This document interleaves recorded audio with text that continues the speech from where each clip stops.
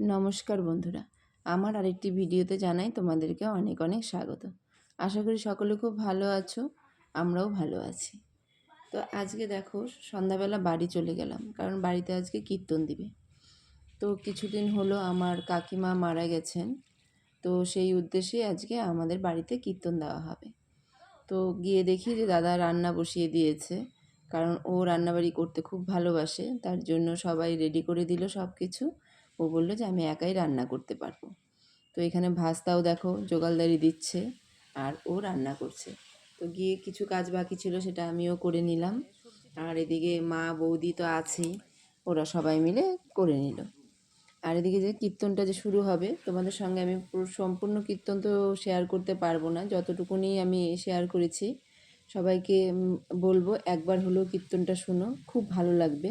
আর সেখানে আমার বোনও কীর্তন করেছে, মানে যে কাকিমণি আমার মারা গেছে সেই কাকিমণির মেয়ে, সে মানে ও ওখানে বসে ও কীর্তন করেছে। যদিও ওর আওয়াজটা একটু কম পাওয়া যাবে, কারণ কীর্তনের গলার সঙ্গে তো নর্মাল গলা কোনো দিনও মেলে না। তো যাই হোক, ও করেছে। আর এদিকে দেখো ফল টল কেটে রেডি করছে, আর ওদিকে ওরা চলেও এসছে, কীর্তনের যারা দল তারা চলে এসছে।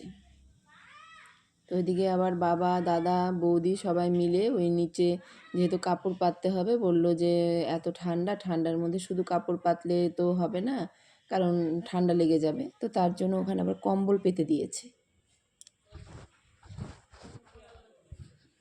আর কম্বলের ওপরে আবার চাদর পেতেছে। আর এখানে বোনও গিয়ে হাত লাগালো, বলল যে আমিও কিছু রেডি করে দিই, কারণ উনি একাই রেডি করছিল। আর যেহেতু আমাদের বাড়িতে এখনও অসুজ আছে, যে মানে নিয়ম আছে যে 1 মাস কোনো কিছু করতে পারবে না পুজোর। তো সেইখানে তো আর মা বৌদি ওরা কিছু করতে পারেনি। তো পাশের বাড়ি একজন আছে, তাকে দিয়েই সব কিছু রেডি করিয়েছে। আর যেগুলো ওরা করতে পারবে সেগুলো ওরা করছে। তো ঠাকুরঘরের কাজটা সম্পূর্ণটাই ওকে দিয়ে করানো হয়েছে। আর এদিকে বোন গেছে, বোন গিয়ে বোনও হাতে হাত লাগিয়ে এখানে সব কিছু রেডি করে দিল। এখানে কাকিমুনির ছবি, তারপর রাধাকৃষ্ণের ছবি, আর এদিকে তুলসী গাছ, সব কিছু একদম রেডি করে বাস এখানে কীর্তন শুরু করা হলো। তো ওরা যেহেতু চলে এসছে, আমি এদিকে চাটাও করে নিব, কারণ চাটা যদি প্রথমে দিয়ে দিই তাহলে ভালো হয়, নয়তো কীর্তনে সবাই যদি শুরু করে দেয় তখন খুব অসুবিধা হয় ওদের চা খেতে। তো আমি এখানে চাটা বসিয়ে দিয়েছি, আমার চাটাও প্রায় হয়ে গেছে, আমি ওদের এখন দিয়ে দিব। ওরা চাটা খেয়েই কীর্তন শুরু করে দিবে। তো ভালো আছো?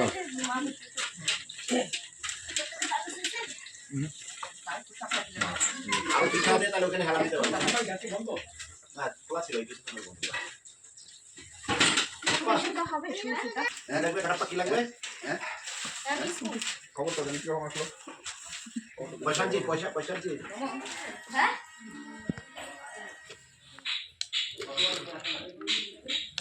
খাতা তো অনেক টাইম লাগবে। আমি চা ঢালবো না সবাই।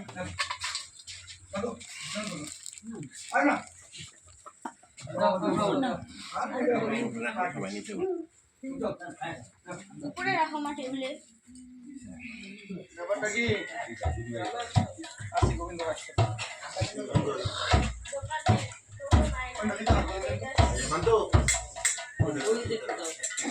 মানতো এটা মেকে তো নেই লিপস্টিক পয়সা দিব আমাশি দিয়ে আসো চা খায় নাও আছে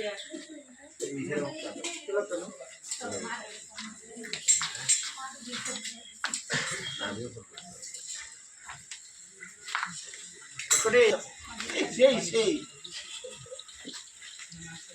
কাটাপা দেখ, তোর একটা পার্টনার আসছে ওখান থেকে দাঁড়ায় আছে, কত আর নাই বাড়ির থেকে